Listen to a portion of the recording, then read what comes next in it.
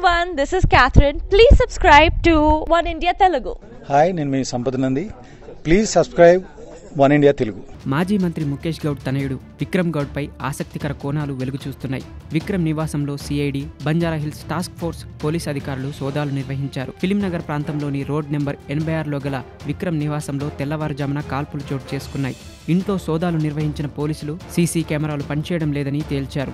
విక్రమ్ శరీరంలో లభించిన బుల్లెట్ల ఆధారంగా 7.36 mm తుపాకీ వాడినట్లు గుర్తించారు. ప్రస్తుతం చికిత్స పొందుతున్న విక్రమ్ నోరు విప్పితేనే కేసు కొలిక్కి వస్తుందని పోలీసులు భావిస్తున్నారు. కానీ విక్రమ్ స్పృహలో ఉన్నప్పటికీ ఏం జరిగిందనే అసలు విషయం చెప్పడం లేదని తెలుస్తోంది. తొలుత ఎడమ చేతిలో తుపాకీ ఉంచుకుని కుడి చేతిని కాల్చుకున్నాడు విక్రమ్. ఆ తర్వాత వెంటనే కుడి చేతికి తుపాకీ తీసుకుని వీపుపై కాల్చుకున్నాడు.